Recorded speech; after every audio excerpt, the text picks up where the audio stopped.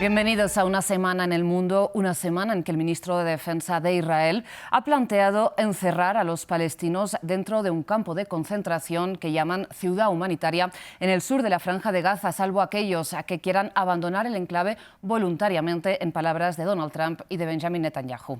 Para comentar el panorama internacional nos acompaña aquí en el estudio nuevamente Rafael Piñero, seguramente ya lo conocen, analista internacional y profesor de Relaciones Internacionales en la Universidad Externado de Colombia. También está con nosotros Javier Baulús, periodista y escritor y fundador y director del medio Periodismo Humano. Está con nosotros desde Asturias, en España. También contamos con Richard Youssef, analista internacional e investigador, con nosotros desde Doha, Qatar.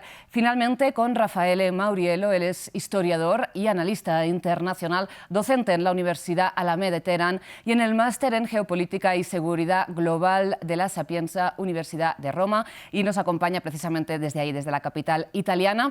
Rafael, Javier, Richard, Rafael, muchísimas gracias a los cuatro por aceptar esta invitación de France 24. Antes de empezar, les recuerdo a ustedes que, si bien ya saben que pueden repetir este y todos los programas de France 24 a través de nuestra página web o en nuestro canal de YouTube, ahora pueden volver a escuchar Una semana en el mundo en formato podcast a través de las principales plataformas de streaming de audio, que son las que ven en estos momentos en sus pantallas. Ahora sí, empecemos hablando de la Franja de Gaza, porque desde que el 27 de mayo, hace un mes y medio, empezó a operar la llamada Fundación Humanitaria de Gaza, 800 personas han sido asesinadas por el ejército de Israel mientras iban en busca de comida. Se trata de información actualizada este viernes por la Oficina de Derechos Humanos de la ONU, la misma semana, como decíamos, en que el ministro de Defensa israelí planteó levantar un campo de concentración para los palestinos. Mientras, en Qatar, las partes negocian una tregua, en Washington, Netanyahu insistía en que su objetivo es acabar con Hamás y nominaba a Donald Trump para el Premio Nobel de la Paz. Veamos un momento de esa escena. President Trump had a brilliant vision. It's called free choice. Creo que el presidente Trump tuvo una visión brillante. Se llama libre albedrío. Ya sabes, si la gente quiere quedarse, puede quedarse. Pero si quieren irse, deberían poder marcharse. No debería ser una prisión, debería ser un lugar abierto y dar a la gente libre elección. Estamos trabajando con Estados Unidos muy de cerca para encontrar países que buscarán realizar lo que siempre dicen, que quieren dar a los palestinos un futuro mejor. Y creo que estamos cerca de encontrar varios países. Y creo que esto dará una vez más la libertad de elegir. Los palestinos deberían tenerla y espero que podamos asegurarla pronto. Javier, me gustaría empezar con usted planteándole cómo entiende este planteamiento, precisamente siendo que Israel bloquea la Franja de Gaza desde hace años. Bueno, acabo de quedar absolutamente impactado por lo que dice Netanyahu, que parece que es bueno, exactamente lo contrario que está haciendo, ¿no? Están haciendo un campo de concentración, matando gente todos los días y me parece alucinante que, bueno, que el señor que quiera nombrar premio total. Me horroriza. Es como todo al revés, ¿no?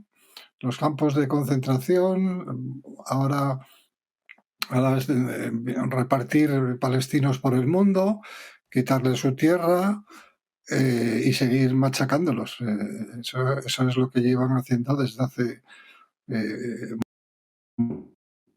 5 meses de mi vida, cubriendo la primera intifada en 1988, y era lo mismo, pero ahora es multiplicado por 1.000.000, y en vez de solo balas a la cabeza de los niños que vi fotografiar al lado mío, pues ahora es con drones, con aviones, con bombas terribles, ¿no? Pero es como el mundo al revés, ¿no? Nos están contando el mundo al revés.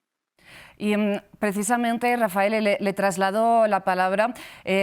Señala Javier, ¿no?, como hay, digamos, esta intensificación que no conoce de momento límites de la ofensiva de Israel contra la Franja de Gaza, y ahora con esta nueva idea sobre la mesa de este campo de concentración, ¿cómo encaja este planteamiento y esto que Donald Trump y Netanyahu llaman emigración voluntaria con las negociaciones de un cese el fuego en Qatar, y mientras Netanyahu insiste además que su objetivo es acabar con Hamas?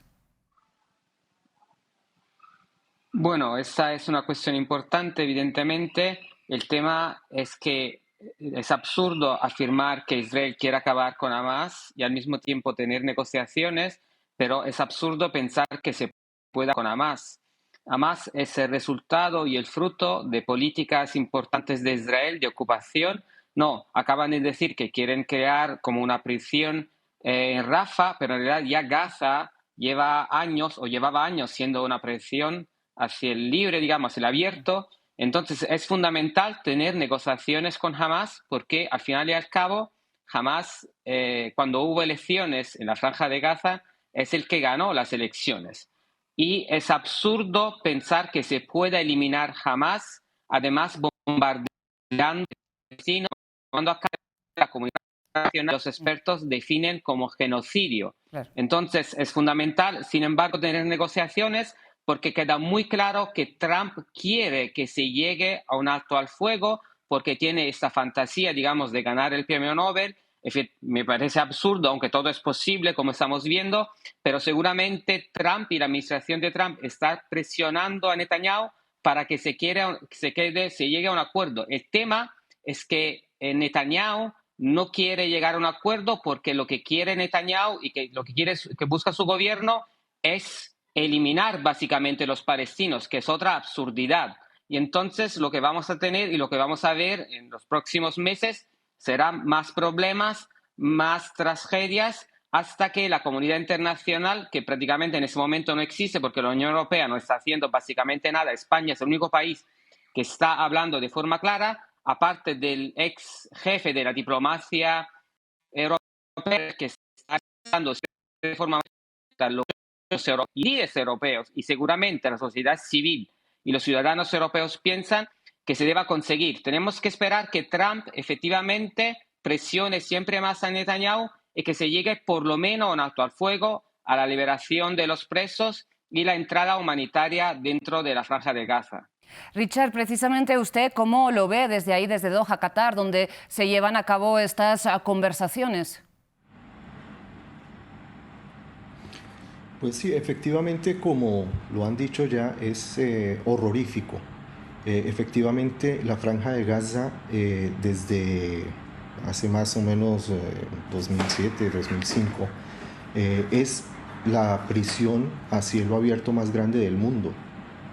Está sitiada, no sale nada, no entra nada sin el control de Israel. Entonces, prácticamente es un centro de un campo de concentración. Ahora bien, en cuanto a las negociaciones, pues las negociaciones, Israel tiene una agenda que quiere mostrarse a los que lo están apoyando que sí, que están negociando, que están dispuestos a llegar a un acuerdo, pero ese acuerdo, o sea, lo hacen de todo para sabotearlo. Ahorita mismo en el canal Al Jazeera estamos viendo que la propuesta que Israel ha presentado en la mesa de negociación es quitarle un 40% total del territorio de lo que queda de Gaza. Sabemos, ¿no? Gaza es actualmente es uno de los, o era, en uno de los sitios con mayor población concentrada por kilómetro cuadrado del mundo.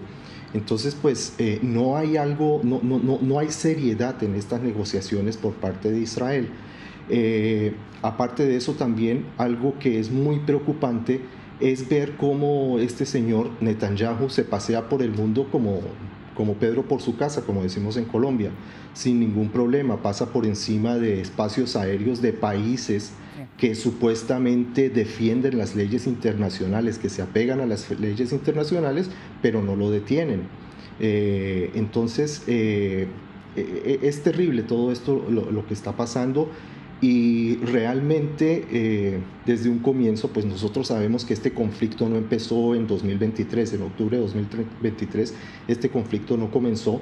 Las intenciones de Israel siempre han sido ocupar toda Palestina, ocupar Líbano, ocupar Jordania, ocupar parte de Irak, ocupar parte de Arabia Saudita y llegar hasta el Nilo. Ese es el plan real que tienen y pues poco a poco se han ido expandiendo. Recordemos en 1948 cuando arbitrariamente se decidió dividir la tierra de Palestina, o sea, agentes extranjeros vienen a dividir un territorio que no es de ellos.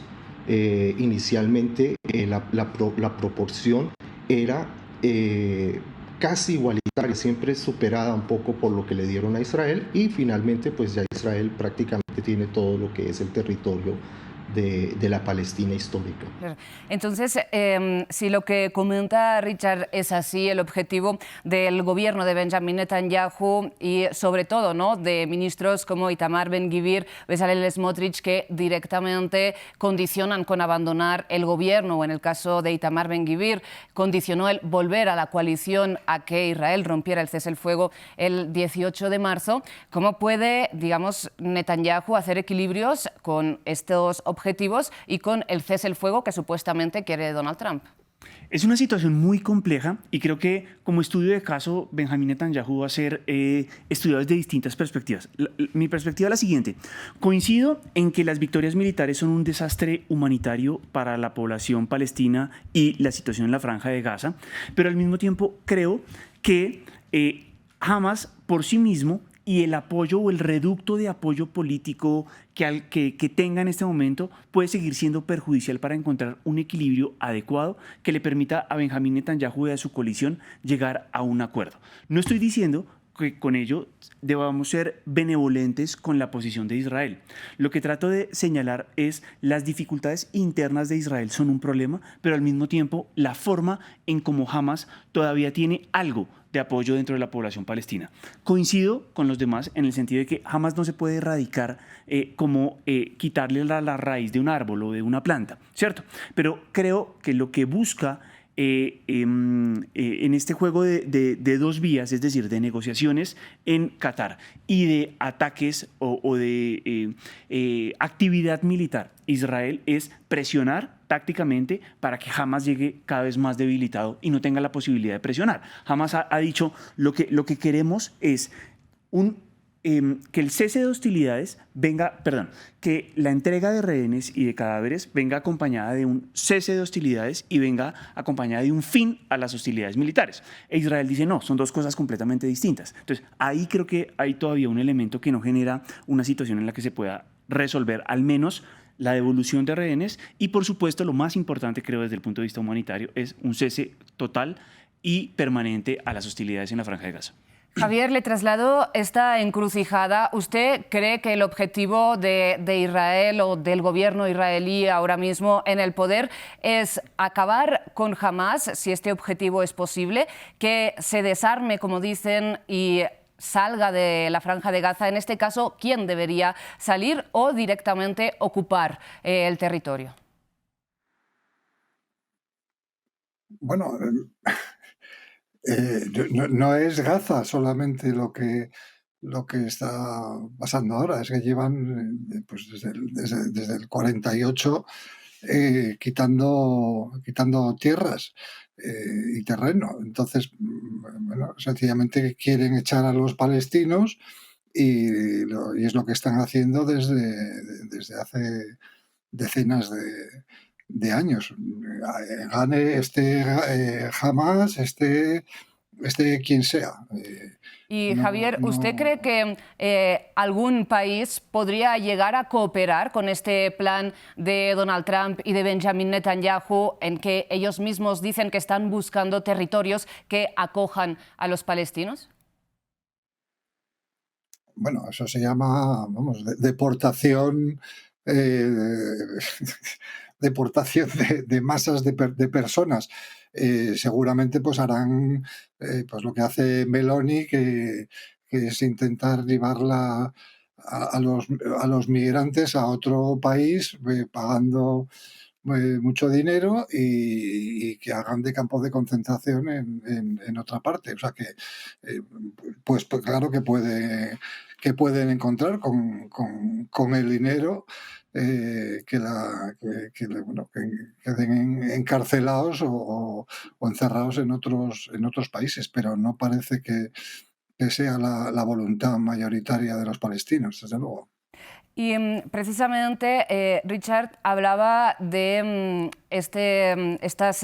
digamos, falta de cooperación de la comunidad internacional cuando Netanyahu, con una orden encima de la CPI, pasa por su espacio aéreo. Les planteo directamente lo que ha pasado esta semana, que el Departamento de Estado de Estados Unidos ha emitido sanciones contra la relatora especial de Naciones Unidas, Francesca Albanese, en relación con las sanciones que también emitió contra magistrados de la Corte Penal Internacional implicados en la orden de captura internacional contra Benjamin Netanyahu, quien, para cerrar el círculo, estaba en esos momentos en Estados Unidos. Le pregunto, Richard, ¿qué visión del mundo usted cree, a qué visión del mundo cree que corresponde este tipo de acciones?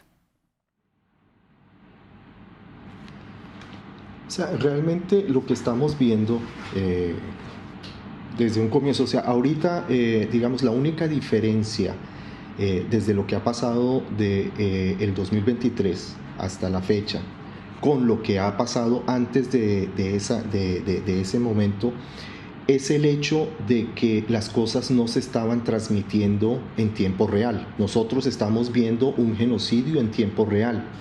Las imágenes por las redes sociales son terribles, todo lo que estamos viendo, los ataques a los hospitales, cómo niños son quemados en los campos de refugiados, o sea, toda esta barbarie.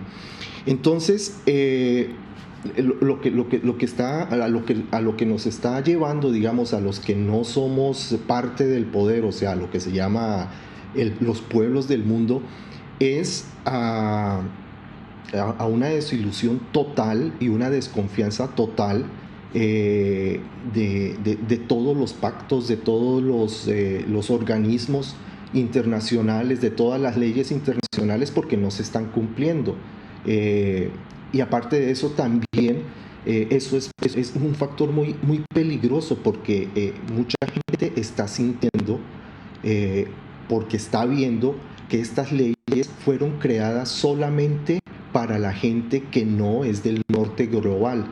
Y o sea, que solamente tienen, y lo dijeron claramente, ¿no? O sea, cuando se hicieron estas sanciones, la gente, o sea, políticos salieron a replicar, pero ¿cómo es posible si estas leyes no fueron hechas para nosotros, sino para África, para América, para América Latina, para los países subdesarrollados? O sea, es algo terrible. O sea, en este momento yo creo que gran parte de la población mundial ya no cree en las instituciones que supuestamente eran las que se encargaban de mantener lo que se llamaba el mundo libre. Sí.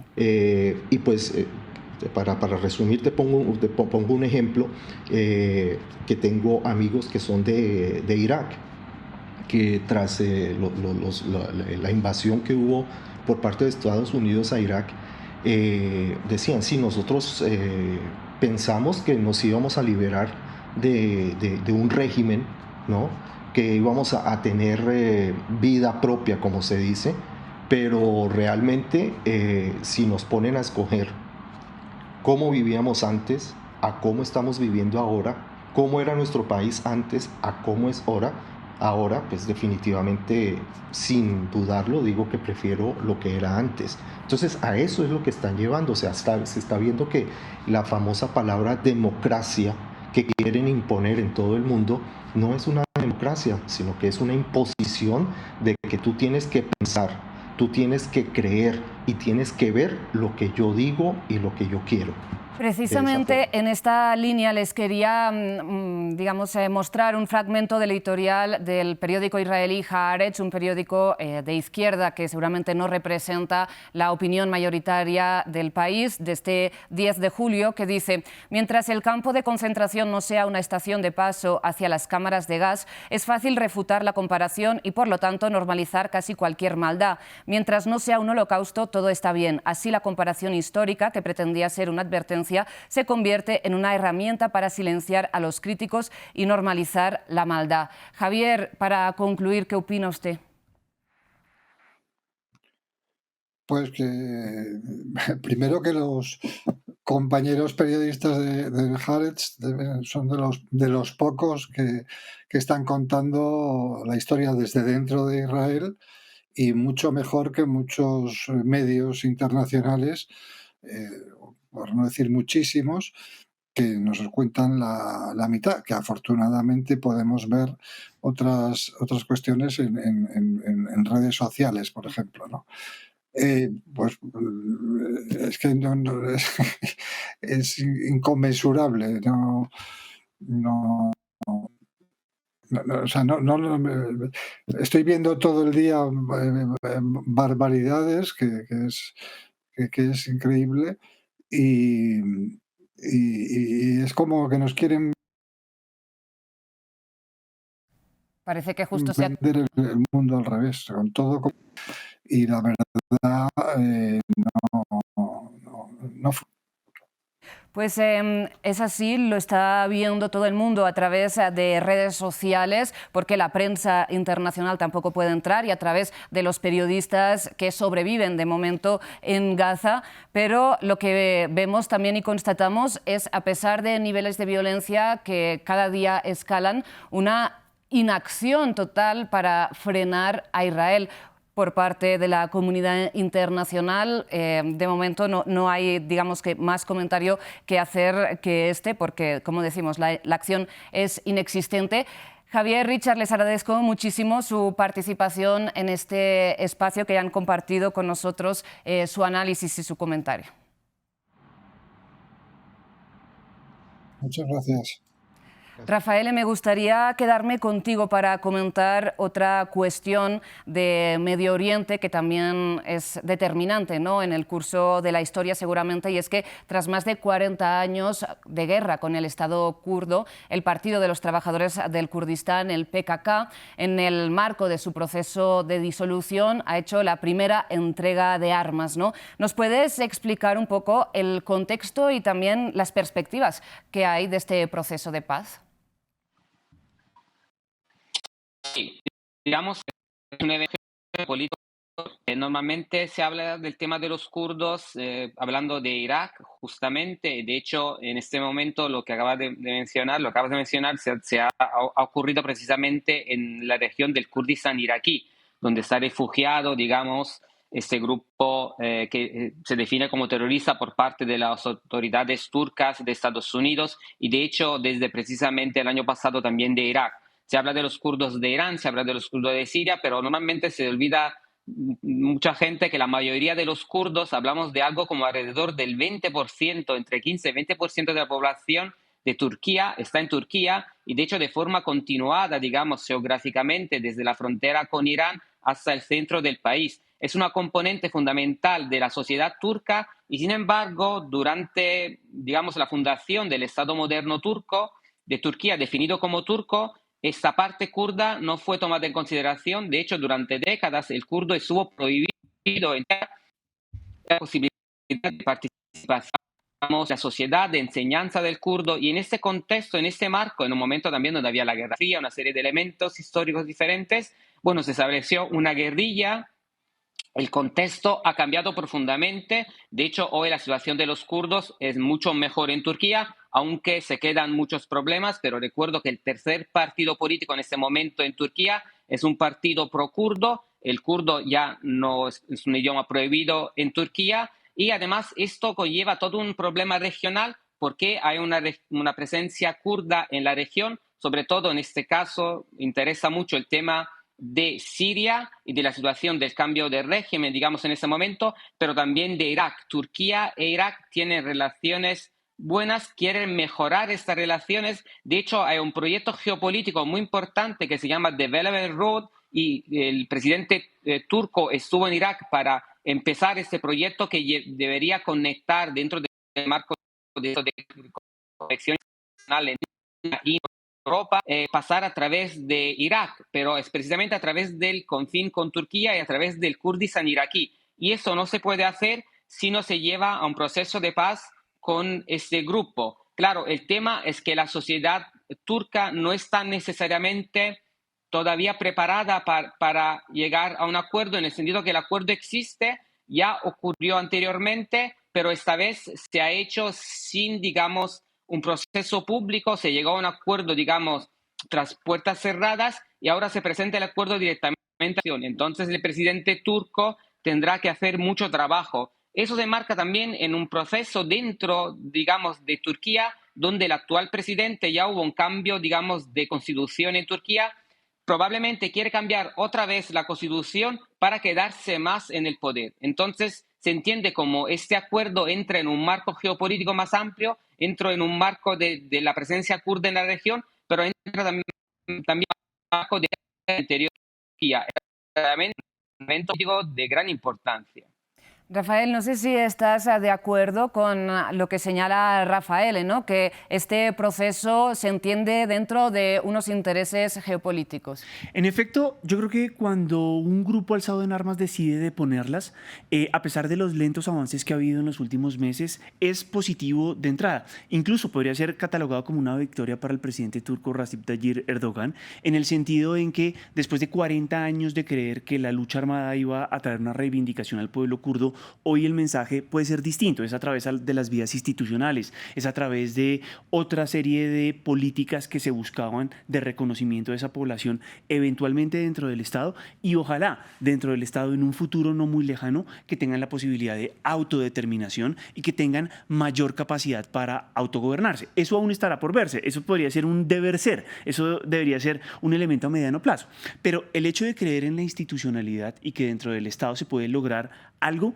habla bien o generó un cambio trascendental que no veíamos hace 10 o hace 15 años. Y al mismo tiempo coincido en que el problema ahora es cómo dentro de esa institucionalidad cada vez más autoritaria de Turquía se puede efectivamente canalizar y entregarle al pueblo kurdo lo que está pidiendo y lo que está demandando. Exacto, hay una gran incertidumbre sobre las contrapartidas. Y Rafael, antes de despedirte, quisiera pedirte rápidamente una cosa, volviendo al tema anterior, tú que conoces muy bien Irán y la región, ¿crees que algún país podría cooperar con lo que decíamos, este plan de Donald Trump y de Netanyahu de expulsar a los palestinos de Gaza o promover su migración voluntaria?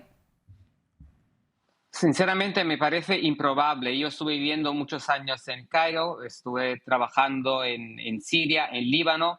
Yo sinceramente no veo como 2 millones de personas, porque hablamos de eso, de 2 millones de palestinos en Gaza. Se puede ver para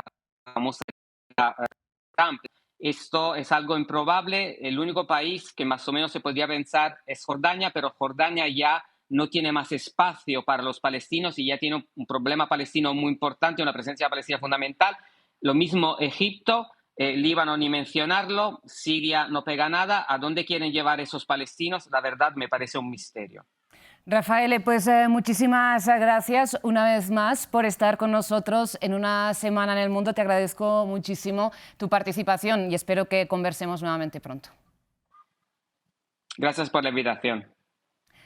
Rafael, nos quedamos nosotros para cerrar este programa con un tema también que ha puesto sobre la mesa Donald Trump esta semana, y es que envió, recordemos, una carta al presidente de Brasil, a Luis Ignacio Lula da Silva, en que alegaba un aparentemente, de hecho, inexistente déficit comercial de su país respecto a Brasil y amenazaba con aranceles del 50% a los productos brasileños que en un inicio habían caído dentro de ese umbral más bajo del 10%, a no ser que se suspendiera el juicio contra Jair Bolsonaro. Veamos un extracto de esa carta. Querido señor presidente, la manera en que Brasil ha tratado al expresidente Bolsonaro, un líder ampliamente respetado en todo el mundo durante su mandato, incluido en Estados Unidos, es una desgracia internacional. Este juicio no se debería estar celebrando, es una caza de brujas que debe terminar inmediatamente. En parte debido a los insidiosos ataques a las elecciones libres, a los derechos fundamentales de la libertad de expresión de los estadounidenses. Desde el 1 de agosto impondremos a Brasil aranceles del 50% sobre todos y cada uno de los productos brasileños que entren a Estados Unidos. Bien, recordemos que no es la primera vez que Donald Trump pide la suspensión de un juicio de algún político más o menos afín, ¿no?, a sus ideas. Veamos. La caza de brujas contra Marine Le Pen es otro ejemplo de cómo la izquierda europea utiliza el lawfare para silenciar la libertad de expresión y censurar a un oponente político. Es una locura lo que los fiscales descontrolados le están haciendo a Bibi Netanyahu. Estados Unidos gasta miles de millones de dólares al año, más que ninguna otra nación, protegiendo y apoyando a Israel. No vamos a tolerarlo. Pero si es la primera vez que amenaza, en este caso con aranceles, digamos, al país, ¿no?, si no suspenden estos procesos judiciales. Bueno, es muy interesante lo que tú señalaste cuando comenzó la nota sobre Brasil, y es, él envió una carta. Por el momento es una carta descortés, es una carta que no refleja el carácter diplomático y la buena relación que ha habido entre Brasil y los Estados Unidos, pero sin duda alguna, por el momento simplemente es un anuncio. No hay como tal una orden ejecutiva como ha sucedido en el pasado con otros casos, como sucedió con Canadá, como sucedió con la Unión Europea o con China, que hubo retaliaciones directas y precisas. Sin embargo, como tú lo señalas también, no es la primera y eventualmente no sea la última vez que trata de influir. Él dice que los fiscales se comportan de manera inadecuada. Claro, pero es que el gobierno brasileño no controla a los fiscales, porque los fiscales hacen parte del poder judicial y es una rama independiente. Entonces, creo que es una más de los múltiples intentos en distintos lugares, no solo en Francia, sino también en Alemania, en Australia, de defender, apoyar o motivar causas de derecha, en las cuales sin duda alguna no ha tenido buenos resultados, también hay que decirlo, y este hecho le crea mayores dificultades a la derecha brasilera. ¿Por qué? Porque creo que el sentimiento nacional y la reacción lógica en Brasil era hacer fuerza con su presidente, porque Lula en este caso no ha hecho absolutamente nada. El proceso sigue su curso y no ha habido ninguna injerencia directa del Ejecutivo. Entonces lo que hizo fue cerrar filas alrededor de Luis Ignacio Lula da Silva, de un pronunciamiento enérgico al finalizar la cumbre de los BRICS, que también era un elemento geopolítico importante que va a tener en cuenta. Donald Trump también amenazó a algunos países señalando que si eran afines a las políticas de los BRICS iba a haber retaliaciones arancelarias. Entonces creo que el timing está muy mal medido por parte del presidente Trump. Creo que tiene menos eco esta carta, si se quiere, que otras acciones tal vez un poco más directas y precisas que ha habido frente a otros casos de utilizar las medidas unilaterales desde el punto de vista comercial para influir en la política que toman los estados. Y actualmente no hay, digamos, ninguna negociación fuerte entre los Estados Unidos y Brasil que condicione, como uno puede esperar con Canadá o como con algunos otros países en los cuales frente a una negociación difícil suele salir con un anuncio que genera mayor tensión. Pues hablemos de la influencia, pero de la influencia sobre Donald Trump, porque te quiero preguntar, Rafael, ¿cuál puede ser precisamente el poder de convicción que haya tenido Eduardo Bolsonaro, hijo de Jair Bolsonaro, que recordemos en marzo abandonó su escaño y se trasladó a Estados Unidos, ¿no? Y precisamente cuando anunció este traslado, este movimiento, dijo: aquí, entendiéndose en Estados Unidos, podré buscar los castigos juntos contra Alexander de Moraes y su Gestapo. Mi objetivo en la vida será que pagues por toda la crueldad contra personas inocentes. Recordemos que Alexander de Moraes tanto es el juez instructor de este juicio contra Bolsonaro por intento de golpe de Estado, como el que suspendió durante un tiempo la plataforma X, un motivo que Trump también, digamos, evoca, ¿no?, en esta carta. Asumamos que hubo muy buena química en el primer periodo de Trump y mientras estuvo al mismo tiempo de manera paralela con Jair Bolsonaro. Asumamos que hay algún tipo de influencia significativa, pero no nos digamos también mentiras. Brasil es un estado significativamente importante en América Latina, pero no ha sido el país que o el aliado que los Estados Unidos necesita para enfrentar una guerra comercial con China, que es importante. No es el aliado ideal para encontrar la paz en el Medio Oriente o entre Rusia y Ucrania, que son los problemas geopolíticos más importantes. Entonces, Brasil es importante, es estratégico, pero no es el aliado que los Estados Unidos necesita para destrabar o para alcanzar logros de política exterior. Pero, en efecto, creo que ha tenido entrada no solo Eduardo, sino Jair Bolsonaro en una lógica conservadora, republicana, muy cercana a la derecha estadounidense, y por supuesto creo que este fue el mejor logro que puede mostrar, y es una carta. No sé si realmente los Estados Unidos estén en la capacidad y en el interés de imponerle una sanción del 50% a los productos brasileños, país con el que tiene un superávit de Estados Unidos, y por lo tanto es menos coherente que otro tipo de acciones que se podrían tomar en consideración, por ejemplo, contra China, con país con el que hay un déficit comercial significativamente importante. Entonces, no lo veo desde esa lógica. Pues Rafael, veremos qué consecuencias tiene esta carta. De momento lo que hemos visto es, si no me equivoco, un nuevo acuerdo, ¿no?, entre China y Brasil, precisamente como símbolo, ¿no?, de esta alianza frente a estas medidas unilaterales a nivel comercial que está imponiendo Donald Trump. Estamos llegando al final ya de este espacio. Nos queremos despedir con una fotografía hecha con inteligencia artificial que ha publicado la Casa Blanca en sus redes sociales, y con esta imagen que vale más que 1000 palabras y que viene bien de toda una discusión sobre lo woke o no que es Superman, después de que su director dijera que era un migrante en Estados Unidos. Nos despedimos, Rafael, como siempre, un placer contar contigo y con tu análisis aquí en Una Semana en el Mundo. Muchas gracias, Rosa, por tu invitación, y es un placer estar con ustedes. Antes de terminar, como siempre, el agradecimiento es para todo el equipo de producción, todo el equipo técnico y a ustedes por su atención.